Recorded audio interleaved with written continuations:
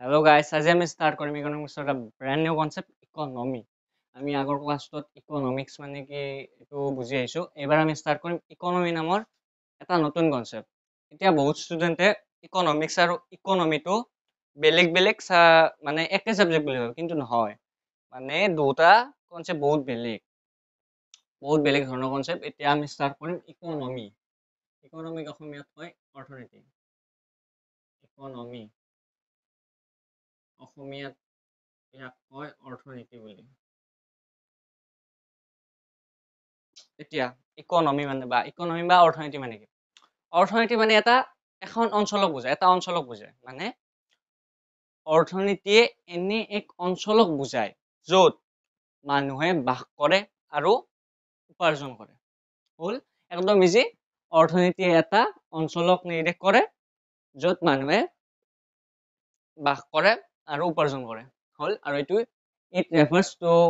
the area where people live and earn. মানে economic definition English class, it refers to the area where people live and earn. গ'ল অসমীয়াত অৰ্থনীতি বুলিলে এনে এক অঞ্চলক নিৰ্দেশ কৰে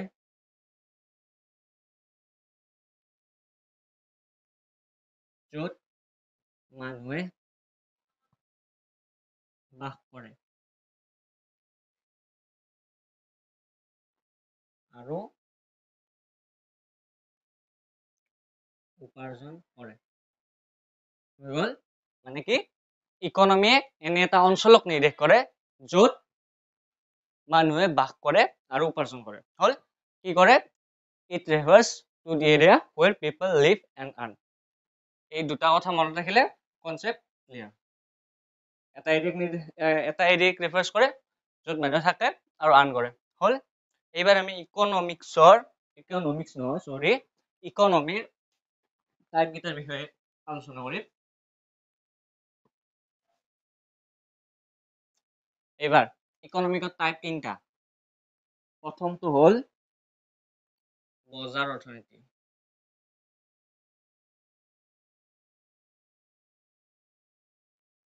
বজাৰ অৰ্থনীতি ইংলিছত কয় মাৰ্কেট ইকনমি, বা ইয়াক মুক্ত বজাৰ অৰ্থনীতি বুলিও কয়। এইটো মানে ফ্ৰী মাৰ্কেট ইকনমি বুলি কয়। আৰু এটা টাইপ আছে কেন্দ্ৰীয়ভাৱে পৰিকল্পিত অৰ্থনীতি। কেন্দ্ৰীয়ভাৱে পৰিকল্পিত অৰ্থনীতি। ইয়াক সমাজবাদী অৰ্থনীতি বুলিও কয়। কি বুলি কয়? সমাজবাদী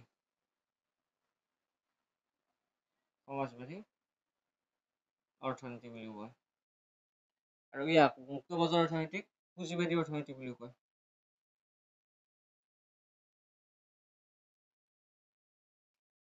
এইটোক কয় ইংলিছত চেন্ট্ৰেলি প্লেন্ড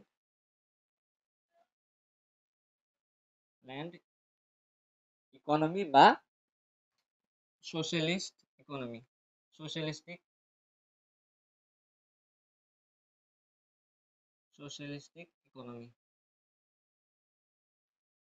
বুলি কয়। আৰু এটা আছিল মিক্সড বা মিশ্ৰ অৰ্থনীতি। আৰু এটা টাইপ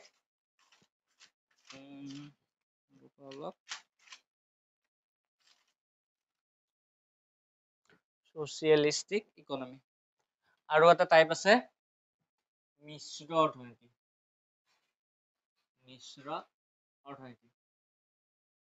বা ইয়াক কি কয় মাৰ্কেট ইকনমি হ'ল এই তিনিটা টাইপ ইকনমিকৰ ইকনমি তিনিটা টাইপ এই তিনিটা টাইপ এই গোটেইকেইটাৰ মই এইটো মাৰ্কেট নহয় এইটো মিক্সড সৰি মোৰ ভুল হৈছে মাৰ্কেট নহয় মিক্সড ইকনমি মিশ্ৰ অৰ্থনীতি মানে মিক্সড ইকনমি এতিয়া আমি মাৰ্কেট ইকনমি কাক কয় আৰু ইয়াৰ চাৰিটা কেৰেক্টাৰিষ্টিক্স দি দিম এতিয়া আমি কি কৰিম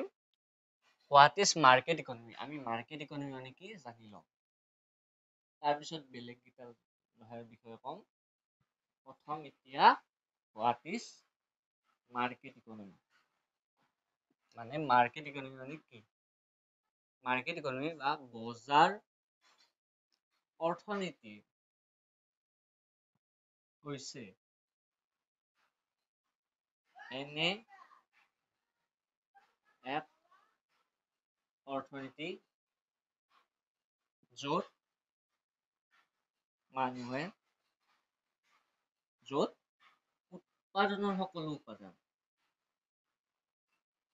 উৎপাদনৰ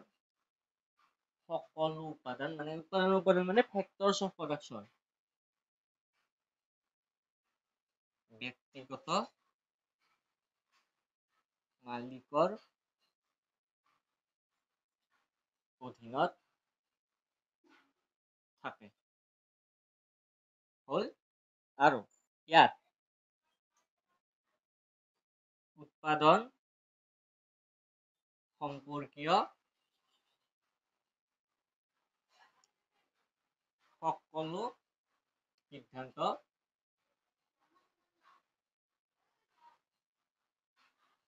পুঁজিপতি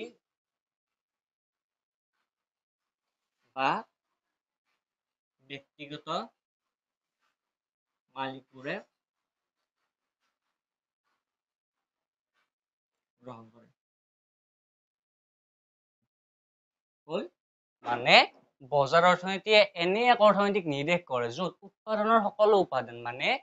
ফেক্টৰছ অফ প্ৰডাকশ্যন মানে উৎপাদনৰ উপাদান প্ৰধানকৈ চাৰিটা ভূমি শ্ৰম মূলধন সংগঠক মানে factors of production land labour capital organisation এই চাৰিটা কাৰ অধীনত থাকে মানে কাৰ আণ্ডাৰত থাকে ব্যক্তিগত মালিক বা কেপিটেলিষ্টক সেই অসমীয়াত কয় পুঁজিপতি বুলি বা পুঁজিপতি নকয় আমি ক'ব পাৰো ব্যক্তিগত মালিকৰ অধীনত থাকে উৎপাদনৰ সকলো উপাদান আৰু ইয়াত উৎপাদন সম্পৰ্কীয় সকলো সিদ্ধান্ত কোনে গ্ৰহণ কৰে পুঁজিপতি বা ব্যক্তিগত মালিকবোৰে গ্ৰহণ কৰে হ'ল এবাৰ ইংলিছত মই টাৰ্মটো তলত লিখি দিওঁ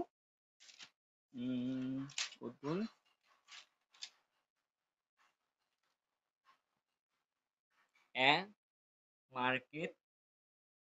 economy is a type of economy where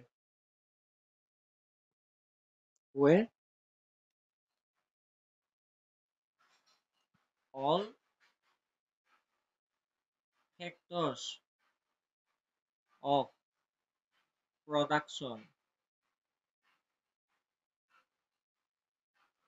factors of production are under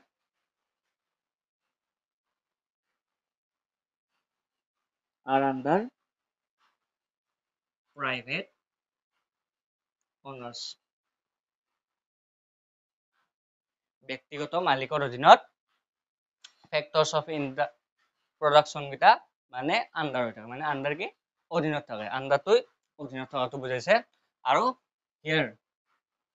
all production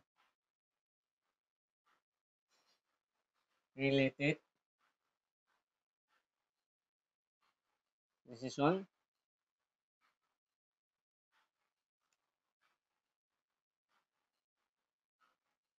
decisions are taken by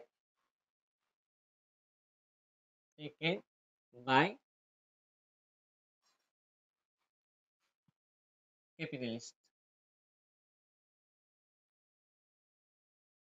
capital capitalist capitalist capitalist হল মানে ইয়াত উৎপাদন সম্পৰ্কীয় সকলো সিদ্ধান্ত কোনে গ্ৰহণ কৰে ক্যাপিটালিস্ট বা পুঁজিপতি বা ব্যক্তিগত মালিকবোৰে গ্ৰহণ কৰে হল এতিয়া আমি ইয়াৰে চাৰিটা ডেফিনিশন চাৰিটা মানে ক্যাৰেক্টাৰিষ্টিক্স এই মানে সংজ্ঞাটোৰ পৰা উলিয়াব পাৰো এইটো অসমীয়াত লিখি লবা যোনবোৰ ষ্টুডেন্ট অসমীয়া মিডিয়ামৰ আৰু এইটো লিখিবা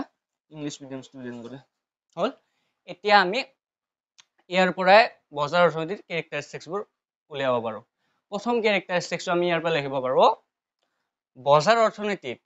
উৎপাদনৰ সকলো উপাদান ব্যক্তিগত মালিকৰ অধীনত থাকে প্ৰথম মানে বজাৰ অৰ্থনীতিত উৎপাদনৰ সকলো উপাদান ব্যক্তিগত মালিকৰ অধীনত থাকে প্ৰথম মানে কি ইংলিছত কৈ দিও in market economy all factors of productions are under private owners hol in market economy all factors of production are under private owners hol এবাৰ সেকেন্ডটো হল ইয়াত মানে বজাৰ অৰ্থনীতিত উৎপাদন সম্পৰ্কীয় সকলো সিদ্ধান্ত কোনে গ্ৰহণ কৰে ব্যক্তিগত মালিকবোৰে বা পুঁজিপতিসকলে গ্ৰহণ কৰে আৰু এবাৰ কও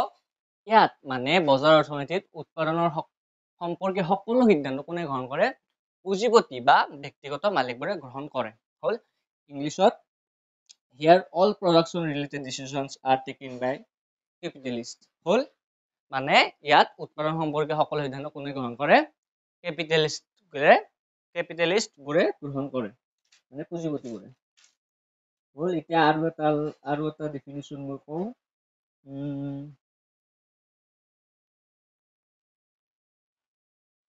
থাৰ্ডটো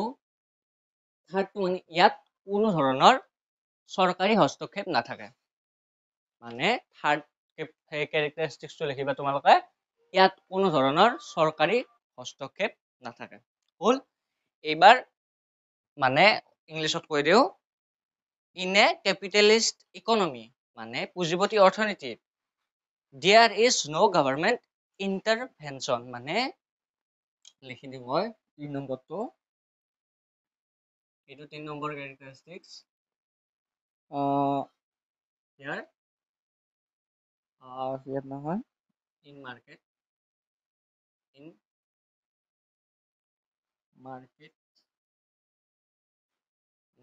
economy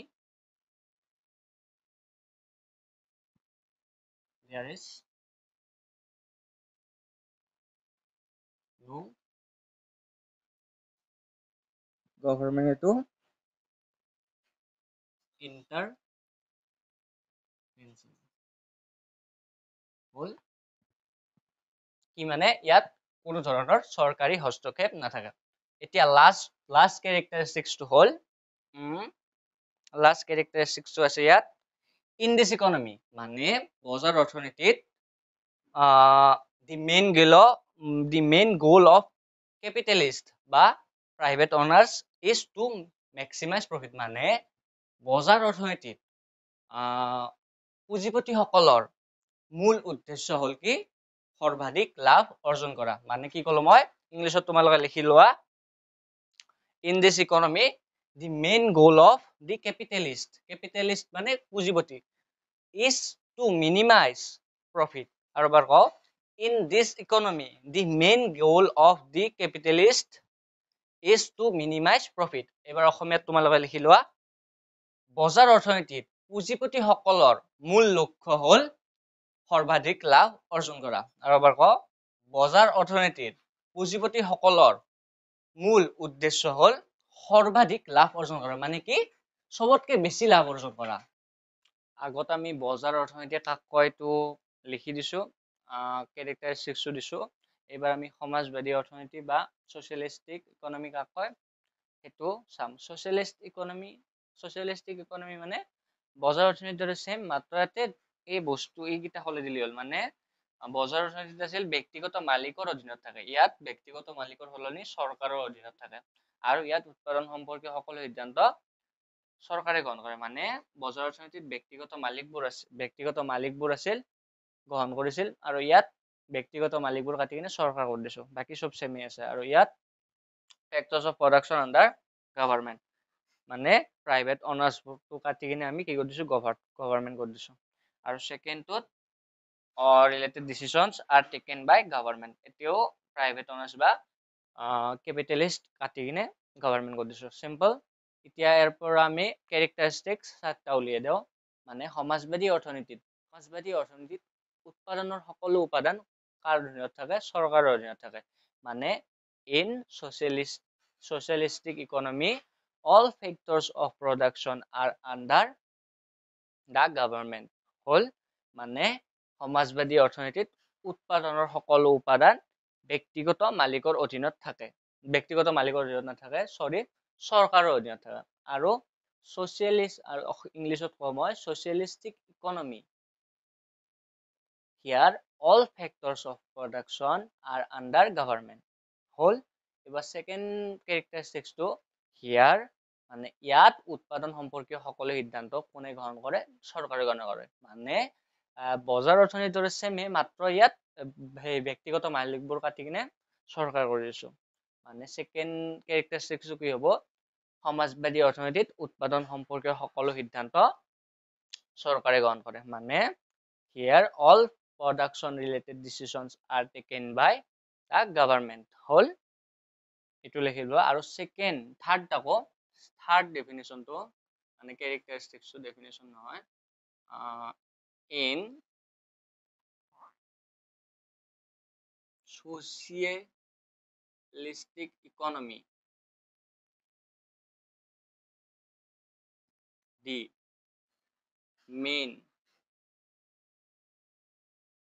goal of the government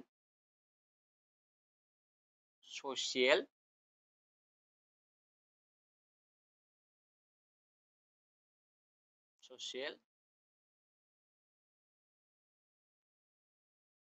welfare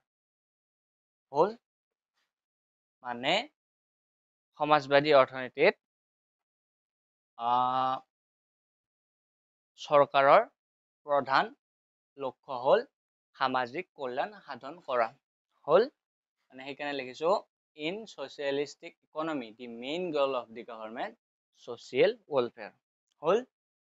থাৰ্ডটো হল এইবাৰ আৰু এটা লিখিবা in this economy another characteristics is economic planning মানে 4 নম্বৰটো কি হ'ব এই অৰ্থনীতিৰ আন এক বৈশিষ্ট্য হল অৰ্থনৈতিক কি আছিল পৰিকল্পনা মানে 4টোত লিখিবা অৰ্থনৈতিক পৰিকল্পনা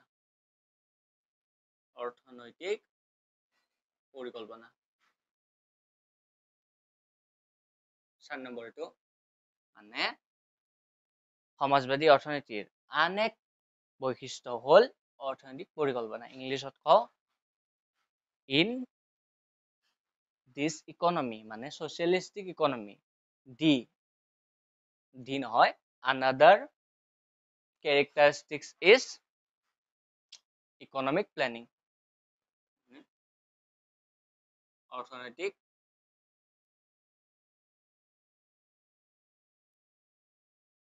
economic planning hall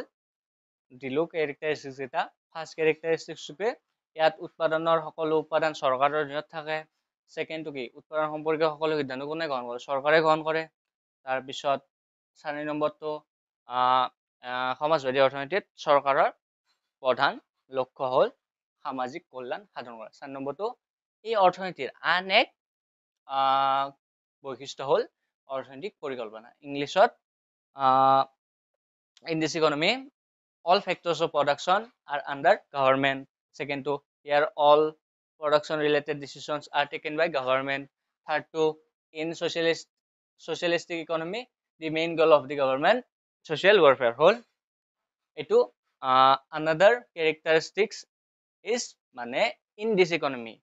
another characteristics is economic planning whole এইবার আমি লাস্ট এটা আছে mixed economy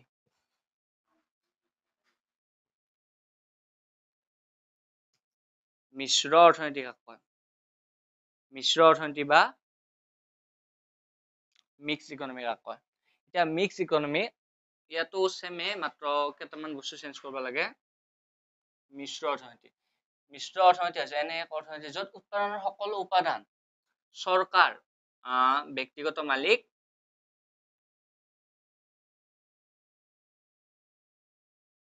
আৰু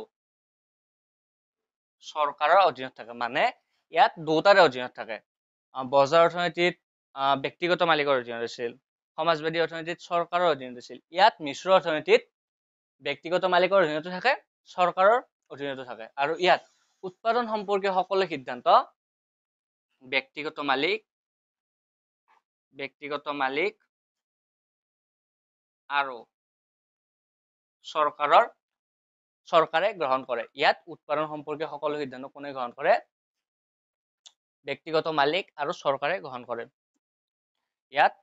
মিক্সড ইকনমিত ইংলিছত MIXD mixed economic type of economy where all factors of production are under government and PO private owners whole PO মানে private owners here all production related decisions are taken by government and PO মানে private owners এবাৰ এই ইখন ইকনমিৰ চাৰিটা ক্যাৰেক্টাৰিস্টিক কৈ দিম মই প্ৰথম অসমীয়াত ইয়াত উৎপাদনৰ সকলো উপাদান ব্যক্তিগত মালিক আৰু চৰকাৰৰ অধীনত থাকে ফাৰ্স্ট তাৰপিছত এইটো ইয়াত উৎপাদন সম্পৰ্কীয় সকলো সিদ্ধান্ত কোনে গ্ৰহণ কৰে ব্যক্তিগত মালিক আৰু চৰকাৰে গ্ৰহণ কৰে third to hall in mixed economy the main goal of the government social welfare and the main goal of capitalist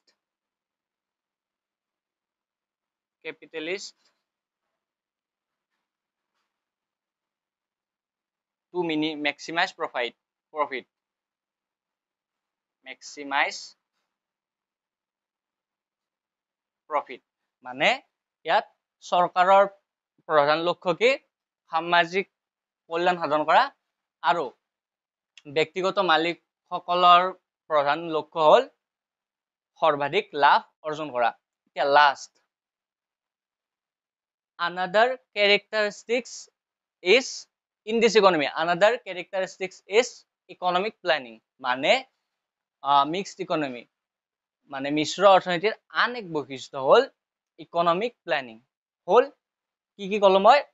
তোমালোকে লিখি লবা সব সেমে মাত্ৰ অলপ বস্তু চেঞ্জ কৰিব লাগে বাকি সব সেমে আছে আৰু এটা মিক্সড ইকনমিক আমি এটো ডেফিনেশন দি লিখিব পাৰো সমাজবাদী অৰ্থনীতি আৰু পুঁজিবাদী অৰ্থনীতিৰ মিশ্ৰণক মিশ্ৰ অৰ্থনীতি বুলি কয় আমি বাকিবোৰ নেক্সট ক্লাছত দি দিম তোমালোকে চাবা